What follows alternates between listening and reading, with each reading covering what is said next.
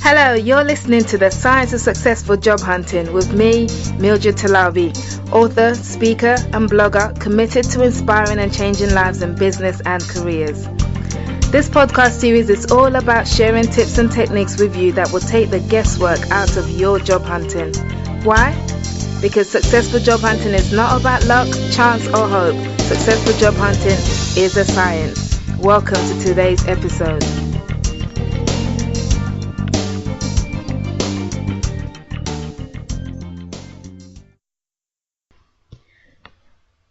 Hello and welcome to today's episode of The Science of Successful Job Hunting, and a great big happy new year to you. Now it's the first week of 2016 and traditionally a time when many people make new year resolutions to either stop this or start that. Now one of the most common resolutions people make at this time of year is to find a new job. And if you're listening today and that's one of your commitments for this year, you've come to the right place, because in today's podcast, we're going to be talking about how to be job search ready for 2016. Now, my special guest for today's show is an expert in this field.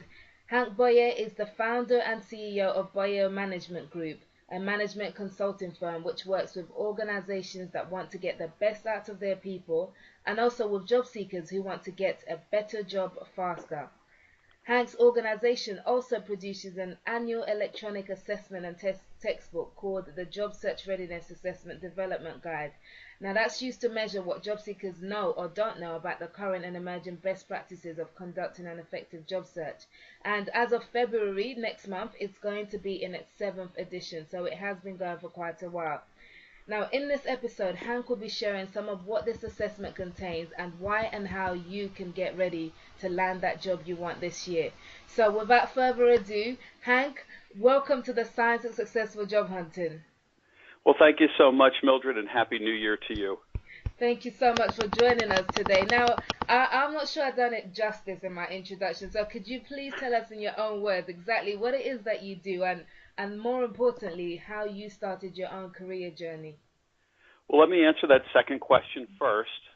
I've been working in corporate world for about 24 years and had really received some terrific training from very effective managers, especially on how to attract the right talent to the organization, how to develop that talent, how to focus that talent, how to retain that talent. So in 1998, I started a best practices consulting firm that helped organizations and institutions with those areas of how do you develop great talent. And in that process, we've really provided a lot of information in several key areas.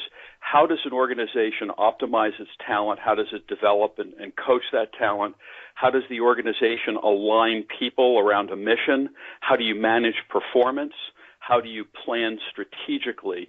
And those kinds of disciplines led us in 2010 to join with McCann Associates, the world's largest online assessment platform, to develop an assessment that measures what someone actually knows and understands about both the current and emerging best practices of conducting an effective job search. So that assessment has been university tested. We've administered it to tens of thousands of people, and over the years have developed 2 assessments, one aimed at college students and recent grads, one aimed at experienced professionals and skilled workers. And that's the one that you referenced, the Job Search Readiness Assessment. Okay. So we're going to come to talk about that more in just a few moments. But I think what I'd really like to know is, it's the new year and it's 2016, beginning of the year, and lots of people are looking for a job right now. So is this actually the best time to start job hunting? Are employers gradually returning to work just like everyone else, and are they actually thinking about hiring now? Well, let me answer your questions 2 ways, both yes and no. Yes, because if you are in a position of needing to search for a job, many employers are very open this time of year as they've looked at their budgets are in place for the new year. They have an identification of what areas that they need to add to resources. So there are many opportunities in companies early in the year. No, because the best time to look for a job is when you already have one. Mm-hmm. Let me explain. Today, more than 50%, LinkedIn estimates, based on its surveying, estimates that more than 50% of the workforce is a passive job seeker. That is, that person is not actively looking for work, but is open to changing employment, and that can happen at any time. In fact, the largest percentage of job openings on the planet are not advertised. Mm-hmm. More than 40% of the hires being made today are in jobs that are not advertised. It's the single largest group of hires that are out there. And I should have said that 40% of the hiring today is for jobs that weren't advertised. Mm-hmm. Pretty significant. So the best time, I think, to look for a job is when you already have one. And so this really requires us to think a little differently about the way we manage our careers. Under the old paradigm, you would join a company and expect to be there for a period of years and years and years. Now, as millennials have entered the workforce, they're now about a third of the workforce in the U.S. and in Europe. And that number is going to grow to more than 50% within the next 10 years. Millennials and Generation X both grew up with the sense that a job was not forever. So they're already primed to begin a job search, in some cases, as they're starting a brand new job. So the key is readiness for a job search more than anything else, that one is already ready so that if something were to happen or an opportunity becomes available, you're already primed and ready to be able to make your best case and secure that job. Okay, that does make sense, doesn't it? So because of this shifting culture that we have today in jobs, how long would you say is a good length of time to stay in a job on average before you start thinking it's time to move on? Well, here again, there's a couple of factors to look at it. Are you green and growing in the job? In other words, is that job offering you sufficient challenges? Do you have an opportunity to develop within that company? Oftentimes, when you think about a job, you think about it outside the connection with an employer. So if I come in and I'm working in an accounting job with an employer, do I have an opportunity to move up with that employer or to move laterally with that employer so that I can remain green and growing? That's a key question and a key factor. Or in order for me to grow effectively, do I need to step outside that organization and gain additional experiences? Is that employer willing to invest with me in my education to keep my skill set current? These are some real key questions that you want to ask. So is there a magic period of time? No. I would say that if you were to ask me that question 10 years ago, I would say that if a person had job tenure of less than 5 years at any particular employer, there would be some concern. Today, maybe that number is down at 2 years with an employer, or maybe even a little less. But if I saw someone who had a pattern of continually making a change, and that person could not clearly articulate how those changes were part of that person's strategic career management plan, that person may disqualify themselves for consideration for working for me, for example. Mm-hmm. Okay, because there's a difference between moving on to grow and just moving on because you want a new challenge, I guess. Yeah, it's that development cycle, and really, everyone is today in today's paradigm of employment. You are your own employer for the most part. You've got to be the one to take control of your career, control of how you're growing, are you acquiring, and most of that is on you. It's not up to the employer to sit there and put you through all these different learning and growth opportunities. You need to seek those out. You need to identify what they are, what makes sense from a progression standpoint with who you are, what skills you bring, what are your talent set, what are your interests, what's your behavioral profile. It's a little bit more complex than it used to be, where you get out of school and flood the market with a bunch of resumes and you get 10 phone calls. Mm-hmm. That doesn't happen. You really, today, the process is inverted, where there needs to be some degree of customization and focus in the job search. Mm-hmm. Of course. Okay. So, and this is, of course, one of your areas of specialties, which is helping job seekers not just get a better job, but get it faster. So, can you talk me through some of what's involved in this process? So, as I mentioned, we provide an assessment that allows someone to understand what they do and don't know. It's a knowledge-based assessment. That is, it measures what someone actually knows and understands about current and emerging best practices in job search. So once you know what you do know and what the average person that you're going to be competing against knows, you can pretty easily focus on the specific need areas of instruction to help not only fill the gap, but to have a decided advantage over someone. I mean, think of it like the Olympic races. Let's say you've got the 100-meter dash. You bring 40 of the fastest people in the world to that. The person that wins the race is not twice as fast as the person who came in 40th. It's a fraction, just a fraction faster, a better first step, a better setup in the blocks, better breathing control. And if you look at a combination of doing a better job in a lot of small areas, it adds up to a huge advantage for that person when they're conducting a job search. So our assessment is built around 5 different search competencies. The first area is merely career research. Do you know the kinds of things that, do you know how to look for a job? Do you know how to evaluate an employer? Do you know how to read a job description? I mean, these are some pretty key, basic kinds of things.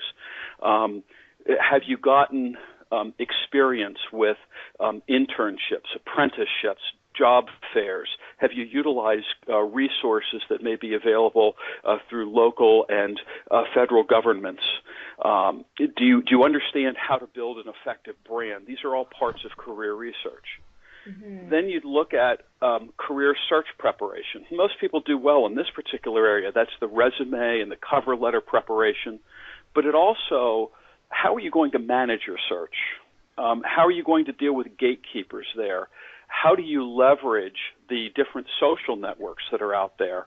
How do you work with a recruiter?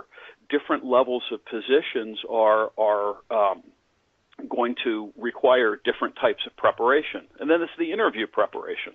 Many different factors, 10, 12, 15 different factors in being able to prepare for that. Then it's interviewing. Mm-hmm. What do you do there? I mean, little things like body language and having a way to express your accomplishments and your skills effectively, asking the right kinds of questions. And then depending on the type of interview, if it's a telephone interview or group interview or mealtime interview or video interview.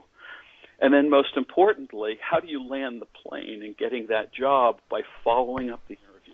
So that's the 5th area that's measured. So when we look at this and we're able to come back to an individual and say, here are the areas that you scored well in, here are the need areas that you have, and we provide a very extensive tutorial that helps someone close the gap in the areas where they have a need. So the idea is, if I can, rather than guess at what a person might need, you can quickly run the assessment online, you complete it, and then that person can use the development guide, or a career coach, if they're working with one, can use the results of the assessment to speed closure of the gaps that the person has. Plus, as they're in the different phases of their job search, being able to look at and remind themselves of the best practices that are surrounding those particular areas of job search competence.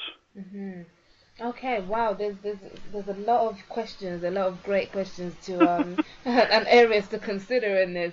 I think one of the questions you've briefly mentioned is just something like how you read a job description. I mean, is there a magical way to read a job description? Yes, I think there is. And a couple of thoughts come to mind. I would print out a job description. Not only would I look at the job description, but I would look on the employer's site to find a little bit about their mission and values, anything that could tell me a little bit about how they go to business. And then I would use a magic marker to highlight the key words that I find. Those key words are going to be what someone uses to find you. Whether you've submitted an application, whether you're in a LinkedIn database somewhere and the employer is conducting a search of those people, the keyword search is really key. So keywords are key because you're going to have to customize your application, your cover letter, your resume, all the other parts that you're going to use for your job search, including your interview answers, based on a one-to-one correlation so that you become a tailored, perfect fit for that job. Mm-hmm. This is a competitive sport. One person's going to walk away with that job. You simply need to do a better job in each step of your job search in order to be that best right fit. And believe me, you will get a premium on what you're offered. It will translate to a higher opening offer because you're going to make your employer want to hire you badly. Okay. Well, if you're being this thorough, I mean, it must take a lot of time. In fact, I know it takes a lot of time from experience, both doing it myself and for other people. So realistically, how many jobs can a person apply for at a time if they're going into this much detail for each job? Look, again, the issue is not the quantity. The issue is the quality. So one of the mistakes that people make is they think that if they put in enough applications in enough places, they're going to get somebody call them back about an opportunity to interview. That's really not true today because of the technology that's being used by most employers. Most employers search electronically. I want to share with you something that one of the owners of a job search firm here in Philadelphia, Pennsylvania, shared with me. And I'm going to quote him. His name is Peter Levitt, and he is CEO of Walker Forest. And I'm going to quote him. He says, in less than 10 seconds, I can locate everyone in the entire LinkedIn database who graduated from a specific school in a certain year with a specific major and degree, who worked for at least 4 years for a certain employer, who speaks a certain set of languages, who also has a set of 12 skills, and with 37 keywords that the employer is using to find someone. He says, it takes me 10 seconds, I can find everybody on the planet who has a LinkedIn profile. Wow. 10 so seconds. You realize that here's the truth. So the job gets advertised or someone becomes aware of it. The average job opening has about 120, 130 applications or resumes. And so employers, rather than try to look at these things, they simply don't have the manpower or the time to do it, so they put it into something called an applicant tracking system. Mm-hmm. That merely says, tell me the people who've applied that have the highest number of matches against a series of keywords. That's why you look at the job description, and that's why you go to the employer's website to determine the keywords that are most likely going to be the highest matches. Mm-hmm. So that also says don't apply for jobs unless you're qualified for the job. Mm-hmm. In fact, it hurts your candidacy for most employers who will see the same resume show up job after job after job, and clearly the person's not qualified. What happens is they'll flag that person in the applicant tracking base and simply not consider that person for any job. Mm-hmm. So you want to make sure that there's a high correlation. You fit the job fits you. Mm-hmm. Okay, so you've mentioned twice now about going to the employer's website. So let's say you see the advert on LinkedIn, and then and it's got everything there, including apply from LinkedIn. Mhm. So when you go to the employer's website, what are you looking for exactly, and what sections of the website are you going to look at to support Well, your application? Well, there's two things. If I am putting in an application or sending a resume, I need to make sure that there is a match between the keywords that they're searching for the position, the ideal candidate, and what I do. Hmm. I also need to translate the information into accomplishments, not bullet points off of a job description. Huge mistake that many job seekers make is they will put what essentially reads like a list of essential duties from a job description. Well, that's boring. So the fact that you worked in a call center handling incoming customer calls is boring. But if you tell me that last year you answered 15,216 calls and had an average of 98.2% high customer satisfaction, and you handled the largest number of calls in your call center of 37 people, that tells me something. Hmm. So it's the ability to translate your accomplishments that embed those same key words. You translate them into measurable, quantifiable accomplishments that, of course, are true, that because they're going to be verified during the background and fact-checking that goes on after a job offer is made. So you really do need to make sure that you've customized it. And again, if you like the job, there's a strategy for a speculative job application that you can follow.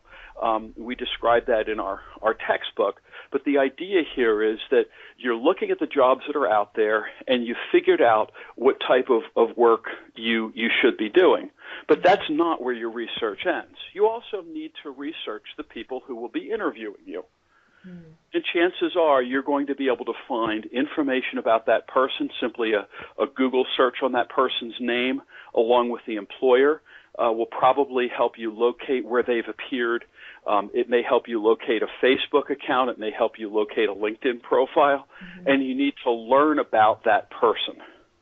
And so you are prepared when you go in for an interview, and that's always a question that I would ask anytime I got a request for an interview is, who are the people who will be interviewing me? Can you give me their names, the correct spelling, the pronunciation, their titles?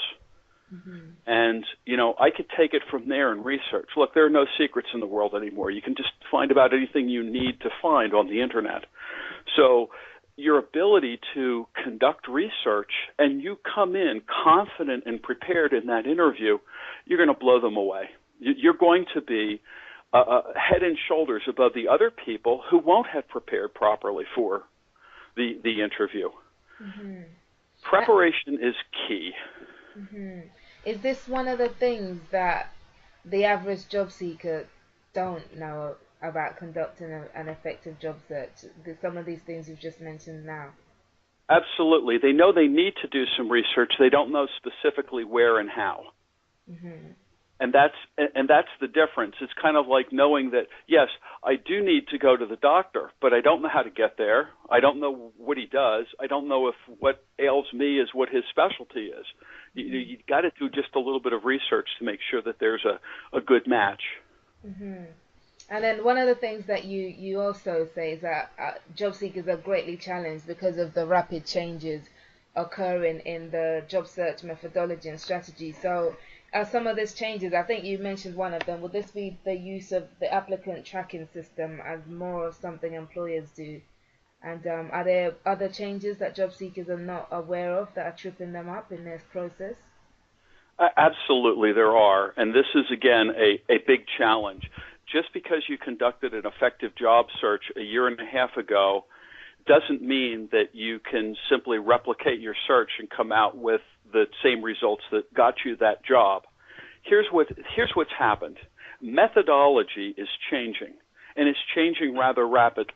And so if you consider what the job search methodology was, let's say, just a couple of years ago, and what it is today. And again, to quote a source here, we can talk a little bit about the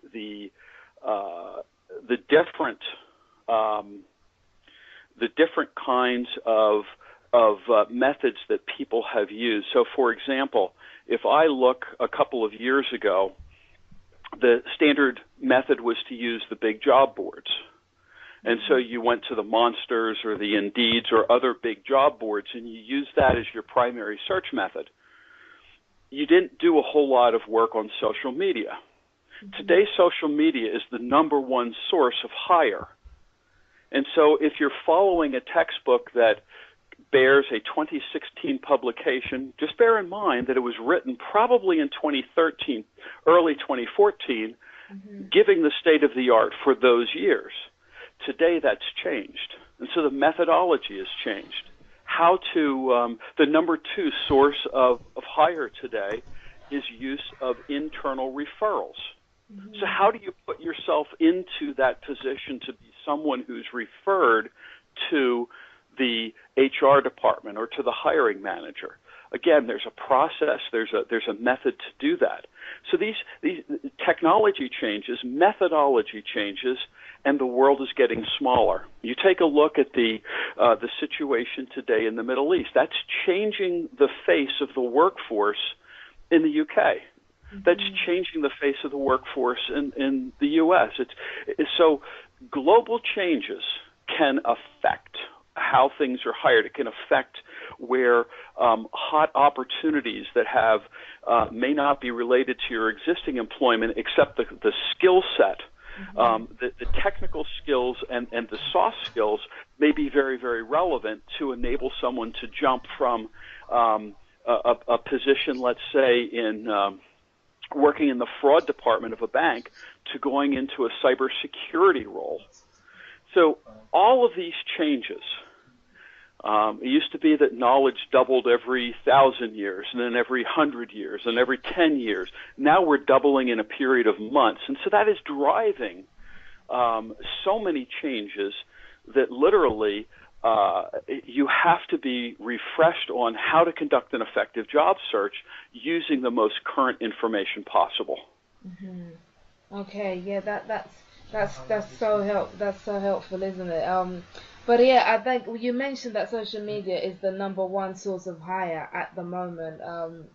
So I'm thinking LinkedIn is probably above Facebook and Twitter. Would you say that's correct? For a professional job? Yes. Skilled work job? Absolutely. For non-skilled positions, Facebook would be my number one choice. Really? For a local employer, Facebook is a great choice. Okay. So whatever employer you choose, whatever the profile you choose to use, here's a key. Your profile has to be complete and current. Literally, it's an investment of time every day. I spend much more time than I should on social media every day, but I'm posting articles, I'm commenting on articles, I'm adding content to my profile, keeping it relevant. I'm always in the top 1% or top 0.1% of viewed profiles because I have a lot of relevant information attached to my LinkedIn profile. I have a very nominal Facebook profile and largely focused on my company rather than me. My LinkedIn profile is focused on me, although I do have one for my company. The LinkedIn profile today, if you have any professional aspirations, then that's where you need to be, and it has to be complete. The good thing is that LinkedIn will walk you through how to complete your profile and badger you now and again with reminders of, oh, you could put test scores in. Oh, do you want people to know about the different languages you speak? And so it's going to help prompt you with that and help you build it. It's free. The basic free membership covers a lot. I've taken a premium membership, and for a job seeker, I would recommend that because you're going to have more things that you can use to search. You will be given access to more search tools to help you do that. And again, it may be well worth the investment. You know, how many, to make $100 investment in your career future, think about that. For most jobs, and I realize we're talking dollars and euros and pounds here, but pick 100 of any of them, how many hours do you have to work in order for that investment to be paid off? No, you're talking 5, 10. You get that quicker return on your investment, but then you have a lifetime of earnings that come behind that. So Benjamin Franklin, known on both sides of the pond, once said, if you empty your purse to fill your mind will fill your purse. And here's the point. You have to invest in yourself. So a job search, people will look at it and say, well, gee, I'll just continue in this job search. And so the job search may take 6 months, 9 months, a year. And that's not uncommon today. Whereas someone can shortcut that process by targeting the type of jobs, by having a plan to go after each specific job, a way to manage that search effectively, and doing the right things in the search, and they can cut their time by weeks and months. And so that investment, you're going to pay for the investment one way or the other. You're going to do it in an extraordinary amount of time, or you're going to spend a few dollars with tools like LinkedIn and other things, and you're going to cut that job search down much, much, much shorter. Okay, awesome. So for someone who's listening right now who's looking for their next mid to senior level position, so what are the top 3 things that you would say that they should put on their action list for this new year? One of the things that they need to do is to make a daily investment in their professional network. And let's just make sure we understand what networking is. Networking is not connecting with someone on LinkedIn and Facebook and then asking them, can you interview me? A network is investing in people, and it requires an investment over time. You may be able to reap the benefit of a network connection you made in 2008 today because you've kept that relationship up. And when you haven't needed anything, you've offered and you've provided and you've helped and you've reached out. And so that whole idea of pay it forward works wonderfully with building a professional network. But make it your goal as a mid-level person, you should be adding at least one new network connection per day, every day. Wow. Every single day, at least one. You need to grow your network. And so LinkedIn is a great way to do that. You can do that socially, but as you get out and talk with people, you begin to connect and build relationships with them, and always be offering. You never know when the person will come back and return that favor for you. So networking is one of the key things. The second key thing is it's time to make a serious investment of time in cleaning up your LinkedIn profile. For those senior level people, don't list your job and your company and assume that somebody knows what that is. You need to begin to build your list of career accomplishments and park each accomplishment under the employer. So when you worked for this company 8 years ago, you had this particular project that you oversaw that produced these kinds of results. And certainly write it in a way that you're not going to compromise confidentiality, but to be able to show accomplishments and a career of accomplishment, that's what employers are looking for. They're looking for people who may not have the perfect match of skills, but who get close, and they're accomplishment-oriented. It's the old story of, I don't care what you know, I care what you've done. If you're going into surgery and you have a choice of doctors, first guy has an IQ of 200 and has witnessed every operation of its kind, has gone to the best medical schools, has the best degrees, and knows everything about the operation versus the guy that performed the operation 1,000 times. Otherwise, you want the average guy who's actually done it. You know, if he's going to put you under the knife, you want someone that's done it. Well, it's the same way for an employer. They don't want to engage someone who does not have the requisite set of accomplishments. Does that make sense? Yeah, absolutely makes sense. So you would say number one is to build your network, two, clean up your LinkedIn profile, and the third one is to... The third one is to make sure that you are now putting yourself into a stream of referrals. Okay. You know, we have an opportunity in life to put ourselves in the position of greatest opportunities. And so as you're networking, to expand and offer people the insight to learn about you and your company and what your company does, but also the opportunity to use the network to learn about them and their company. Referrals are the most trusted source of hire. And from an employer standpoint, they have a lower turnover rate. They're better quality hires. They onboard faster. There's all sorts of financial reasons why an employer would prefer to hire a referral. Well, how do you get to be a referral? You get to be a referral because you're known. Well, how do you get to be known by someone that doesn't know you yet? That's building a relationship. So it's not just getting the network connection, it's beginning to strategically get to know people. So I would say that that mid to senior level person ought to plan on one breakfast or one lunch meeting a week with someone just for the sake of deepening the relationship and getting to know them to the point where they would be a potential referral source for that person. Now, this takes a period of time to do it. And that's why I say the best time to look for a job is when you're employed, because this is a lifestyle. It's not an event. It's a lifestyle. It's not a lifestyle by choice, mind you, because all the rules of job search have changed, and it's not, you know, the individual's going to have to adapt to what those rules are. But if you recognize that, then you put yourself in the position to win.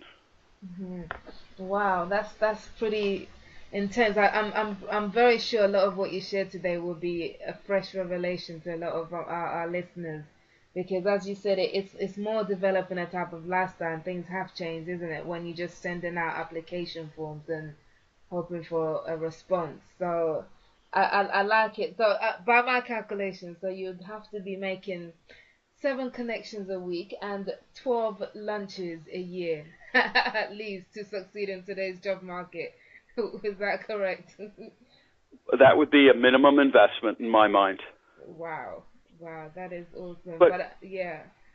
But here's the key. If you're doing those things, then people are going to come to you with opportunities. How do you're sitting there in the office and the phone rings and it's a headhunter looking for somebody. That person was guided to you. They simply didn't go to the white pages, if there are such a thing anymore, and pick out a name and call it at random. No, they did some research. They Googled the name of people. They went into LinkedIn and typed in a whole bunch of skills, just like the quote that I gave you from Pete Levitt. And they're identifying people everywhere, and then they're contacting them. And that call is partially not just to see if they're interested or who they know, but how do they communicate? Are they professional? You know, are they in a loud office with screaming kids in the background and dogs barking, that type of thing, or do they say, hey, let me get your number and call you back in 5 minutes when I can get to a quiet place, and then they prepare themselves for that call. We need today to be in the constant state of readiness to take advantage of the tidal wave of opportunities that are out there. And there are opportunities out there. There are lots and lots and lots of jobs that go unfilled. Wow, that is excellent. And that, unfortunately, because of time, we have to end it there. But that's such a great way to end it. So I guess the takeaway point is to be in a constant state of readiness for your next job. Awesome. Thank you so much, Hank. I mean, I'm sure people listening now would love to find out more about you, and how can they connect with you, and what are you currently working on that maybe we can buy into? Well, I'm working on the next edition of our development guide. We publish this thing. It's published electronically only, so we have the world's most complete and absolutely most current advice and guidance on job search. You can take a look at the BoyerManagement.com website. I'll provide all this information on the screen for your listeners to click on to various links. You can take a look at the online assessment that we have. We are going to provide your listeners today with a 10% off coupon. They can take everything online, receive the development guide, receive the score sheet, and all the guidance that they need to get started on their job search. We'll also provide you with a copy of what a score report looks like from that assessment. We'll provide you with a table of contents of what the development guide contains, and we'll provide an infographic that shows through the third quarter of this past year, using about 350,000 data points, what people actually do and don't know about conducting an effective job search, and that will be broken down for two groups: college students and recent grads, and then the second group is experienced professionals and skilled workers. So all of those resources will be available for the clicking on the show site.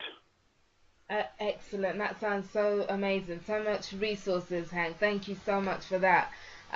Yes, as you mentioned, I will definitely have it all on the show notes, and then of course the links to where people can find out more about you and the company and what you do. And thank you for the 10% discount offer. I think it's a great investment, as you said, an investment into your mind. I can't remember the exact quote, but I'm going to find it, and I will use it because I like it. The Benjamin Franklin quote. Empty the coins in your purse to fill your mind, and your mind will fill your purse. Excellent. That's the one. Yes, that's going on my quote list. Very good.